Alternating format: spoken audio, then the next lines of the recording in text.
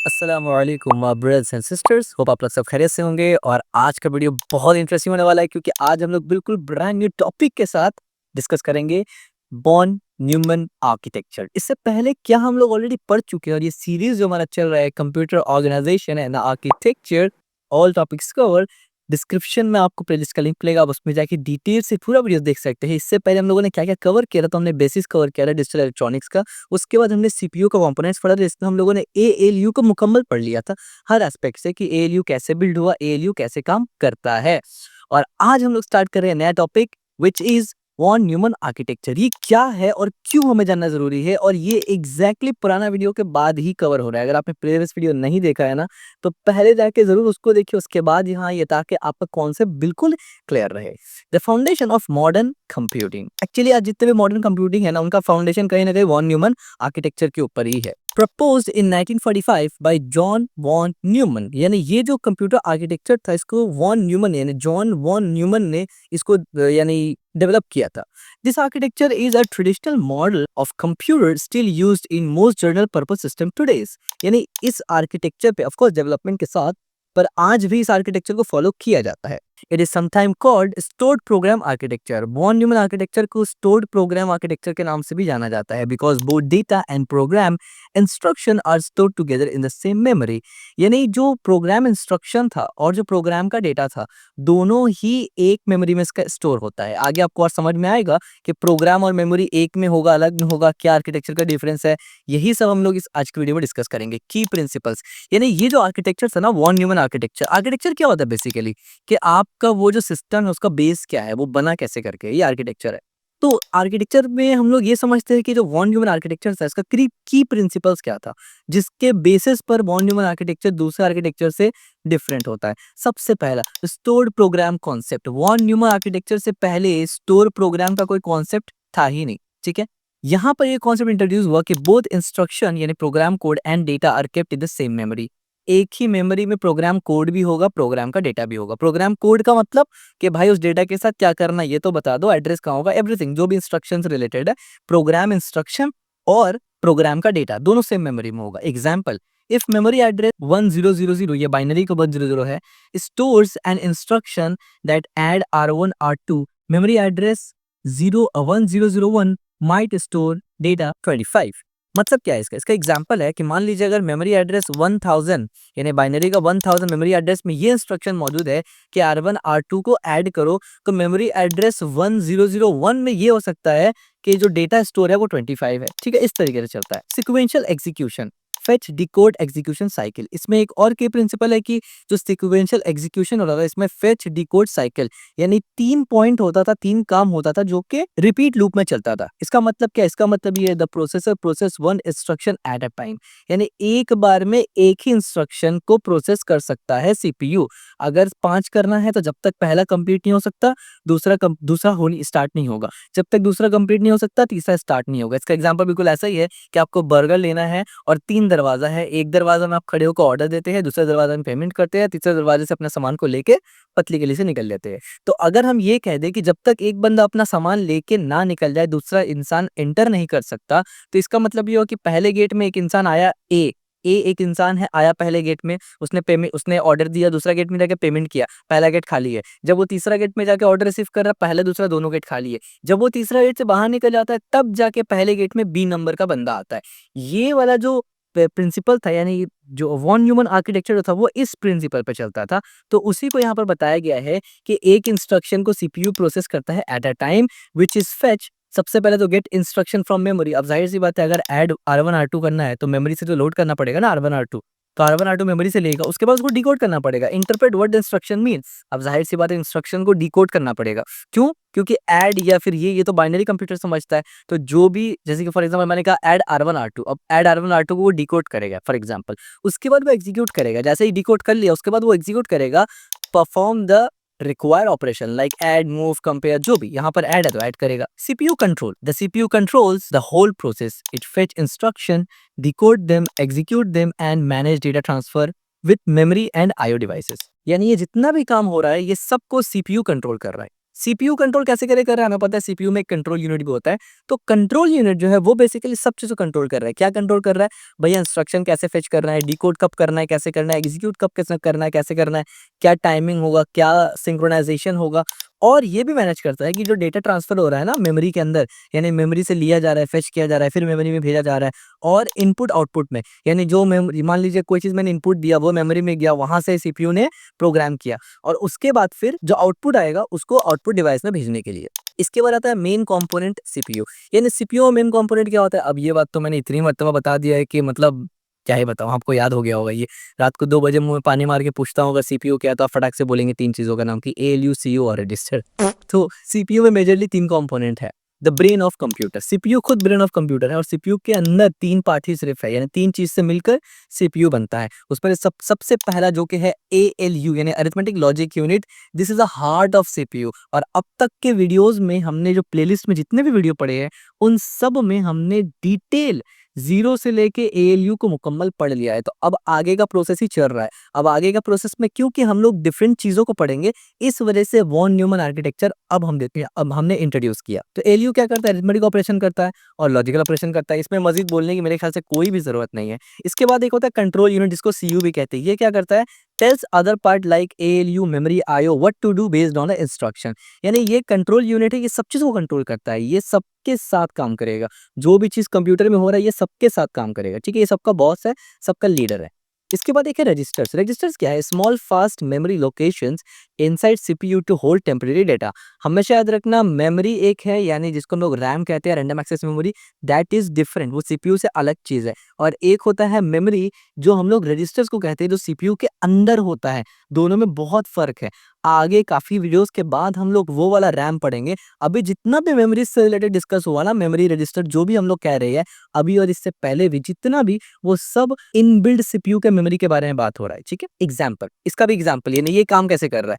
If the instruction is add R1 R2, R1 R2 क्या है? एक वेरिएबल है द सीपीयू। यानी अगर हम सीपीयू को ये कमांड करते हैं कि भाई R1 R2 को ऐड कर दो, तो सीपीयू काम कैसे करेगा? सबसे पहले उसको ऐड करने के लिए वैल्यू चाहिए, तो वैल्यू कहाँ होगा? मेमोरी में होगा। तो क्या करेगा? Fetch the value R1 and R2। सबसे पहले कंट्रोल यूनिट बताएगा कि भाई R1 R2 का वैल्यू को लेके आओ। कहाँ से लेके आओ? रजिस्टर्स में से लेके आओ। किसी रजिस्टर में पड़ा होगा, वहां से लेके आओ, मेमोरी से लेके आओ। देन लेके आके वो क्या करेगा? Send them to ALU, ALU में डाल देगा। क्यों? क्योंकि भाई ऐड कर रहा है, अरिथमेटिक ऑपरेशन है, तुम ऐड करो। जैसे ही वो ऐड कर देगा, तो वो ऐड करके दोबारा कहाँ भेजेगा? Store the result back in register. यानी रजिस्टर ने उसको यहाँ भेजा, ये दोबारा इसको यहाँ भेज देगा कि भाई लो, रिजल्ट काम हो गया। इस तरीके से काम चलता है। आने वाले वीडियोस में हम लोग और बहुत डिटेल डिस्कस करेंगे कि इसी चीज़ को, जो प्रोसेस मैंने बताया ना, ये बहुत हाई लेवल ओवरव्यू है। इसको इन डेप्थ पढ़ेंगे कि एक्चुअली में काम कैसे होता है। एवरी सिंगल स्टेप्स हम लोग समझेंगे। इसके बाद मेन कंपोनेंट मेमोरी। अब मेमोरी के एतबार से, यानी याद रखिए ये मेन कंपोनेंट क्या था? की प्रिंसिपल के बाद हमने क्या देखा कि मेन कंपोनेंट सीपीयू है। उसके बाद मेन कंपोनेंट मेमोरीज में क्या-क्या होता है? Stores both data and instruction. Memory में डेटा और इंस्ट्रक्शन दोनों ही स्टोर होता है। मेमोरी 2 किस्म का होता है। एक होता है मेन मेमोरी, जिसको हम लोग रैम कहते हैं, और एक होता है स्टोरेज, यानी सेकेंडरी मेमोरी, जिसको हम लोग एचडीडी या एसएसडी कहते हैं।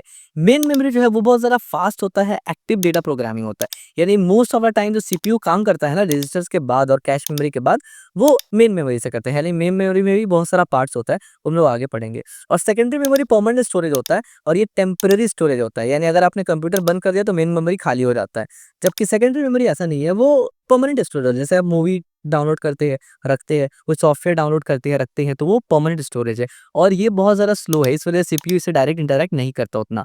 एग्जाम्पल, रैम माइट कंटेन, यानी मान लीजिए रैम में कैसे होता है ना, मान लीजिए 1000 एड्रेस में इंस्ट्रक्शन ए लोड पड़ा है, 1001 एड्रेस में इंस्ट्रक्शन लिखा हुआ है कि ऐड, यानी जो लोड ए किया ना उसी में ऐड भी कर दो, और एड्रेस नंबर 1002 में डेटा नंबर 5 पड़ा है, यानी ये लोड ए का डेटा है, और एड्रेस नंबर 3 में डेटा इतना, यानी ये बी का डेटा है। तो ये इस तरीके से काम करता है, ठीक है?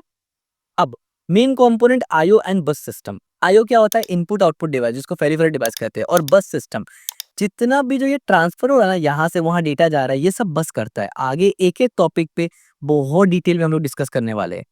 Input output IO devices enable interaction between computer to outside world. Of course outside world से, कंप्यूटर से आउटसाइड वर्ल्ड का इंटरैक्ट करने का सिर्फ एक जरिया है, इनपुट आउटपुट। एग्जांपल, इनपुट के एग्जांपल जैसे कि कीबोर्ड है, माउस है, माइक्रोफोन है, जिससे कंप्यूटर को हम लोग डेटा सेंड करते हैं अपने दुनिया से, आउटर वर्ल्ड से। और आउटपुट वो है कि उसको प्रोसेस करने के बाद जो कंप्यूटर आउटर वर्ल्ड को रिजल्ट सेंड करता है जो हम लोग देखते हैं मॉनिटर, प्रिंटर या स्पीकर में, ठीक है। जैसे अभी आप मेरी आवाज़ सुन रहे हैं तो वो भी एक आउटपुट डिवाइस है, मेरी आवाज़ आपको कंप्यूटर के थ्रू सुनाई दे रही है। इसी तरीके से जो मॉनिटर है जिसके थ्रू आप ये वीडियो देख रहे हैं, राइट, ये दोनों आउटपुट डिवाइसेस है। इसके बाद आता है बस systems. Set a wire set of wire pathway that connect CPU, memory and IO devices. यानी आपको पता है कि सीपीयू, मेमोरी, आईओ डिवाइसेस तार और वायर से पूरा कनेक्ट होता है। तो ये बस सिस्टम है जो उसको कनेक्ट करते हैं, यानी आपस में जो काम होता है इन लोग का ना, तो एक कनेक्शन तो बनना चाहिए ना। मदरबोर्ड में आप देखेंगे तो तीनों अलग अलग कंपोनेंट है, सीपीयू अलग चीज़ है, मेमोरी अलग चीज़ है, मदरबोर्ड अलग चीज़ है, ठीक है, इनपुट आउटपुट डिवाइसेस अलग चीज़ है। लेकिन हम लोग कनेक्ट करते हैं, कुछ चीज़ को डायरेक्ट माउंट करते हैं यानी मदरबोर्ड के अंदर, और आईओ डिवाइसेस को आप देखते होंगे कि हम लोग यूएसबी प्लग या डिफरेंट डिफरेंट चीज़ों से, एचडीएमआई पोर्ट से हम लोग मॉनिटर को कनेक्ट करते हैं। तो अलग अलग तरीके से हम लोग को कनेक्ट करना ज़रूरी है ताकि बस के थ्रू वो ट्रैवल कर सके डेटा वगैरह को। टाइप्स क्या क्या होता है? बस का 3 मेजर टाइप होता है। एक होता है डेटा बस, जो मेजर काम क्या करता है, एक्चुअल डेटा ट्रांसफर करता है। यानी एक्चुअल जो डेटा है, मान लीजिए मैंने कहा 10 और 20 को ऐड करो, तो जो 10 नंबर है एक्चुअल, उसको ये डेटा ये वाला बस कैरी करेगा। एक होता है एड्रेस बस। ये जो एड्रेस बस है ना, ये एड्रेस कैरी करेगा, transfer the memory address location इतना। यानी ये जो 10 नंबर डेटा मेमोरी में कहाँ पड़ा है, ये एड्रेस इस बस के पास होगा, ठीक है। और कंट्रोल बस है। कंट्रोल बस क्या करता है ना कि ये जो डेटा है, ये डेटाबेस में एक्चुअल डेटा है, मान लीजिए 25 है, और ये एड्रेस बस में उस 25 डेटा का मेमोरी में कहाँ लोकेशन है वो दिया हुआ है, मान लीजिए 1000 दिया हुआ है। और कंट्रोल बस ये बताएगा कि भाई इनके साथ करना क्या है, आपको रीड करना है, राइट करना है, क्लॉक करना है, ये बताता है। तो इस किस्म से काम चलता है। Example, if CPU wants to read memory at location 1003, तो CPU sends 1003 on address bus. Of course क्योंकि ये एड्रेस 1003 क्या है, एड्रेस है, यानी मेमोरी 1003 में क्या पड़ा वो उसको जाके तुम देखो, तो एड्रेस बस में जाएगा ये, क्योंकि ये एक एड्रेस है। Sends read signal on control bus. Control bus के अंदर रीड सिग्नल भेजेगा कि भाई इस मेमोरी में करना क्या है आपको, और memory puts value 10 on the data bus. और मेमोरी क्या करेगा, जाहिर सी बात है, जब रीड करना है तो मेमोरी से लेके आएगा ना, सीपीयू में रीड करने के लिए, तो मेमोरी से लेके आएगा। तो क्या लेके आएगा, उस लोकेशन में, यानी 1003 लोकेशन में जो था वो लेके आएगा। तो जाहिर सी बात है 1003 में कोई डेटा होगा ना, वो लेके आएगा। तो कौन लेके आएगा, ये डेटा बस लेके आएगा। बढ़िया हो गया। तो सीपीयू इसको रिसीव कर लेगा। इस तरीके से काम करता है। देखिए इनपुट है, आउटपुट है। मान लीजिए यहाँ से इनपुट जाता है मेमोरी, सीपीयू, और फिर इस तरीके से होकर निकलता है। अब एडवांटेज पढ़ने से पहले मैं एक बार कनेक्ट करना चाहता हूँ। कनेक्ट करना, क्या कनेक्ट करने से मुराद है, देखिए ये वॉन न्यूमन आर्किटेक्चर है, राइट। ये वॉन न्यूमन आर्किटेक्चर एक कंप्लीट फर्स्ट आप बोल सकते हैं कंप्यूटर आर्किटेक्चर था। यानी जो पूरा हम लोग सब्जेक्ट पढ़ते हैं ना, कंप्यूटर ऑर्गेनाइजेशन एंड आर्किटेक्चर, इसमें बेसिकली हमने क्या पढ़ा था, 3 चीज होता है। एक तो है सीपीयू, एक है मेमोरी, और एक है आईओ डिवाइसेस। यहाँ पर हमने कंप्लीट ओवरव्यू लिया। पहले तो हमने प्रिंसिपल समझा, उसके बाद ओवरव्यू लिया। आप देखिए मेन कंपोनेंट ऑफ सीपीयू हमने देखा, ये मेन कंपोनेंट्स है, कुछ एग्जांपल देखा। फिर सेकंड में हमने मेन कंपोनेंट्स ऑफ मेमोरी देखा, ये मेमोरी और इसका एग्जांपल देखा। और फिर मेन कंपोनेंट्स क्या देखा, आईओ एंड बस सिस्टम। तो एक्चुअली में ये जो पूरा हम लोग ओवरव्यू देखे ना, और इसके बाद क्या आया, इसके बाद टॉपिक दूसरा आ गया, यानी एडवांटेज और डिसएडवांटेज देख रहे हैं। तो अभी जितना भी टॉपिक हमने देखा, like CPU, memory, input output devices and buses, तो एक्चुअली में पूरा का पूरा कंप्यूटर ऑर्गेनाइजेशन एंड आर्किटेक्चर इसी को कवर करता है। यानी इतना ही है, हमारा पूरा सब्जेक्ट इसी में कवर हो जाता है। तो इनमें से अभी इतना सारा पुराने वीडियोस अगर आप देख के आए हैं, तो हम लोगों ने क्या कवर किया है, हम लोगों ने इस पार्ट को अब तक कवर करना शुरू किया है, और यहाँ तक पूरा कवर कर चुके हैं। तो आप सोच रहे होंगे यार इतना सारा टॉपिक पीछे हम लोग पढ़ चुके, सिर्फ ये कवर हुआ एक। हाँ बिल्कुल, सिर्फ ये कवर हुआ एक। इससे होता ये है ना कि आगे का जो भी चीज़ है ना, वो बहुत स्पीड में कवर होगा। अब उसका रीज़न क्या है कि यहाँ पर हमारा फंडामेंटल्स था जो कवर हो चुका है। अब जो आगे हम लोग अभी पढ़ने वाले या पढ़ रहे हैं या जो आगे पढ़ेंगे, वो कंट्रोल यूनिट, रजिस्टर्स पढ़ेंगे, उसके बाद हम लोग मेमोरी पढ़ेंगे बहुत डिटेल से, और उसके बाद हम लोग इनपुट आउटपुट एंड बसेस पढ़ेंगे। समझ में आया आपको पूरा हायरार्की किस तरीके से हम लोग पढ़ते हुए आए हैं, और अभी क्या पढ़ रहे हैं और आगे क्या पढ़ेंगे, ठीक है। अब एडवांटेज देखते हैं, किसका एडवांटेज भैया, वॉन न्यूमन आर्किटेक्चर का advantage. Flexibility, same memory can store new program और डेटा। दूसरा efficiency, simple design, instruction execute step by step, यानी डिजाइन काफी सिंपल और स्टेप बाय स्टेप चलता है। Universality, become the standard for general purpose computer, यानी ये जो आर्किटेक्चर है ये एक स्टैंडर्ड बन गया जितना भी जनरल पर्पस कंप्यूटर था उनके लिए। The von Neumann architecture simplicity and flexibility made it dominant model for computing for decades. यानी इसका ये जो वॉन न्यूमन आर्किटेक्चर था ना, ये इतना सिंपल और फ्लेक्सिबल था, इस वजह से ये डोमिनेंट रहा है डेकेड्स तक, यानी सदियों तक, यानी 10 साल, 20 साल, 50 साल, इस तरीके से बहुत डेकेड्स तक। डेकेड्स बेसिकली 10 ईयर को कहते हैं। तो बहुत डेकेड्स तक ये डोमिनेंट था, यानी यही आर्किटेक्चर चलता था। क्यों? क्योंकि ये सिंपल था और फ्लेक्सिबल था। Its ability to store both program and data in the same memory allow computer to be reprogrammed for different task without changing hardware. यानी उस वक्त जब चेंजेस करने के लिए हार्डवेयर चेंज करना पड़ता था ना, उस ज़माने में जब ये वाला वॉन न्यूमन आर्किटेक्चर आया, तो ये एक बहुत अच्छा एबिलिटी देता था कि दोनों प्रोग्राम और डेटा दोनों को मेमोरी में एलोकेट कर सकते हैं और उसको रीप्रोग्राम कर सकते हैं। यानी उस डेटा को, उस इंस्ट्रक्शन को चेंज भी किया जा सकता है बिना हार्डवेयर को टच किए, यानी प्रोग्रामेटिकली कर सकते हैं। ज़ाहिर-सी बात है, तो ये उस वक़्त के लिए बहुत बड़ा अचीवमेंट था, राइट? इस वजह से ये इतना डोमिनेंट था। तो अब देखिए इस तरीके से काम कर रहा है। मेमोरी और डेटा इस तरफ दोनों हैं, ठीक है? इसके बाद लिमिटेशन। अब वॉन न्यूमन आर्किटेक्चर में कुछ लिमिटेशंस था, तो क्या लिमिटेशंस था वो देख लेते हैं। Von Neumann bottleneck. CPU and memory share the same bus, only one transfer instruction और डेटा एट अ टाइम। जैसे हमने ऊपर कहा था कि ये जो इंस्ट्रक्शन फेचिंग का जो साइकिल चलता है ना, वो एक बार में एक करेगा, मल्टीपल नहीं कर सकता, साइमल्टेनियसली या पैरेलल नहीं कर सकता। क्यों? क्योंकि जो बस होता है ना, ये जो बस होता है ना, बस बेसिकली आप बोल सकते हैं कनेक्शन, जहाँ से डेटा ट्रांसफर होता है पूरा।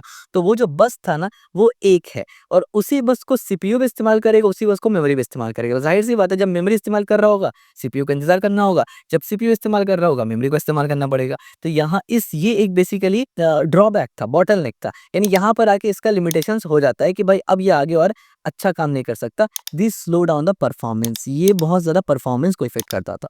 Example, CPU is waiting for memory while it could have been doing another task. समझ में आया आपको? इसके बाद सीक्वेंशियल एग्जीक्यूशन। सीक्वेंशियल एग्जीक्यूशन का मतलब क्या है? Only one instruction eight a time, less efficient for modern need. यानी एक इंस्ट्रक्शन को एक ही बार में कर सकते हैं आप, पैरेलल नहीं कर सकते। स्केलेबिलिटी इशू, इसमें स्केलेबिलिटी भी इशू था, आप इसको स्केल नहीं कर सकते थे। मतलब not ideal for massive parallel processing. Of course एक बार में जब एक होगा तो पैरेलल प्रोसेसिंग करेंगे ही कैसे? इसके बाद परफॉर्मेंस लिमिट, शेयर्ड बस क्रिएट बॉटलनेक। यानी क्योंकि एक बस में 2-4 काम हो रहा है ना, तो बाकी सबको वेट करना पड़ेगा। यहाँ से परफॉर्मेंस का लिमिटेशन आ जाता है और पैरेलल प्रोसेसिंग नहीं हो सकता था, लिमिटेड बाय सीक्वेंशियल डिजाइन, क्योंकि सीक्वेंशियल डिजाइन में पैरेलल प्रोसेसिंग नहीं होता है, एक बार में एक ही हो सकता है। आज हम लोग कैसे, हम लोगों को पता है कि बहुत सारा क्या, बल्कि आप बोल सकते हैं बेसिक से बेसिक जो हमारा सीपीयू होता है, वो पैरेलल प्रोसेसिंग कर पाता है, ठीक है? Comparison with other architecture. अब वॉन न्यूमन के बाद एक बहुत बड़ा आर्किटेक्चर आया था जो बहुत टाइम तक चला था, बहुत फेमस था, that is called Harvard architecture. अब हार्वर्ड आर्किटेक्चर में क्या था? बिल्कुल वॉन न्यूमन वाला चीज था, लेकिन जो एक मेजर प्रॉब्लम था जो हमने यहाँ पर बताया ना, कि एक ही मेमोरी वो शेयर करता है, यानी एक ही बस को शेयर करता है मेमोरी और सीपीयू दोनों, इस प्रॉब्लम को यहाँ सॉल्व कर दिया गया। हार्वर्ड ने क्या किया? सेपरेट मेमोरी फॉर बस एंड इंस्ट्रक्शन। यानी अब क्या किया? इंस्ट्रक्शन के लिए अलग और बस के लिए अलग, डेटा के लिए अलग। यानी मेमोरी में इंस्ट्रक्शन अलग से जाएगा, डेटा अलग से जाएगा। एक एक जो है, एक रास्ता इस्तेमाल नहीं किया जाएगा, एक बस इस्तेमाल नहीं किया जाएगा। CPU can fetch instruction and access the data at the same time faster. यानी एक ही वक्त में वो डेटा दे भी सकता है और डेटा ले भी सकता है, इंस्ट्रक्शन दे सकता है, डेटा ले सकता है। अब इंस्ट्रक्शन दे सकता है क्योंकि अलग रास्ता है तो वो दे दिया, और दूसरे रास्ते से डेटा आ सकता है, तो ये क्या हो गया? स्पीड, फास्ट हुआ। Use in micro controls, DSP, digital signal process वगैरह। Example, while CPU is fetching, यानी जब CPU फेच कर रहा होता है ये वाला इंस्ट्रक्शन के add R1 R2, it can simultaneously fetch R1 5 and R2 10। यानी जब ये इंस्ट्रक्शन दे रहा होता है ना कि R1 R2 को जो है फेच करो, उसी वक्त वो फेच कर भी रहा होता है। R1 यानी वैल्यू लोड कर रहा होता है कि R1 का वैल्यू 5 मिल गया उसको और R2 का वैल्यू 10 मिल गया उसको, ठीक हो गया? अच्छा, इसके बाद आता है पैरेलल आर्किटेक्चर। पैरेलल आर्किटेक्चर में क्या होता है? पैरेलल आर्किटेक्चर में मल्टीपल सीपीयूज और course execute instruction eight the same time.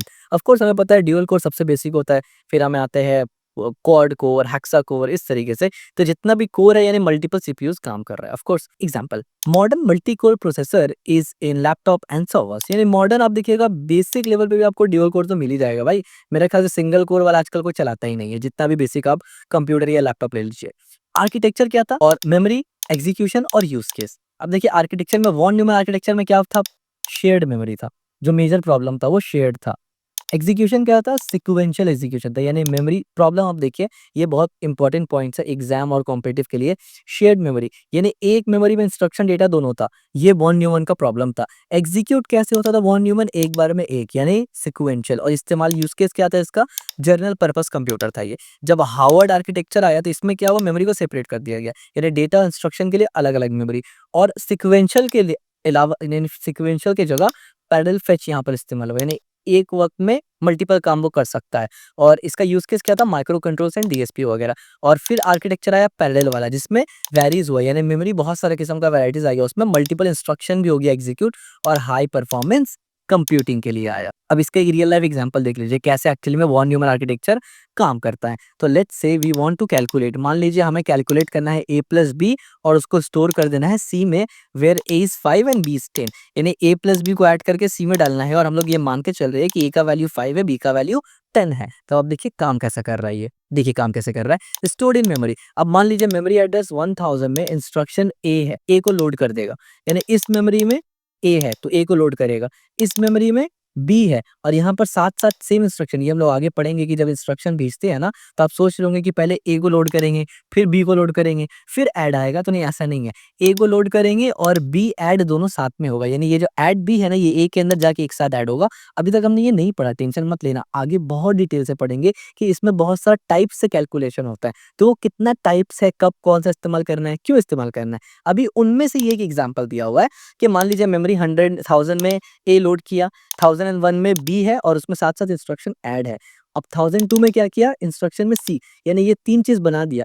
अब 3 में क्या किया, a में 5 वैल्यू था और इसमें क्या किया, b में 10 वैल्यू था और ये दोनों जाके कहाँ स्टोर हो जाएगा, इसमें स्टोर हो जाएगा। इसी चीज़ को यहाँ पर थोड़ा और अच्छे वे में समझते हैं, execution, fetch, decode, execution cycle कैसे होता है आप देखिए। सीपीयू फेच किया, क्या फेच किया, वो बोला है कि भाई a और b को लोड करो, तो वो लोड a किया, लोड्स a इनटू रजिस्टर। अब आप देखिए यहाँ पर क्या था लिखा हुआ, ये लिखा हुआ था ना, a 5 है, b 10 है, तो सीपीयू क्या बोला भाई लोड करो a को, तो a में क्या था 5 था, तो 5 जाके रजिस्टर में लोड हो गया। उसके बाद सीपीयू बोला भाई ऐड b को लोड करो, तो ऐड b लोड कैसे करके होता है ना कि सबसे पहले b को तो लोड करेगा, साथ वो ऐड भी करेगा। तो जैसे ही उसने b को लोड किया और साथ में ऐड किया तो रिजल्ट आ गया 15। अब आप सोच रहे होंगे यार समझ नहीं आया, इसको और आसान शब्दों में समझा देते हैं, आगे जाके डिटेल में पढ़ेंगे।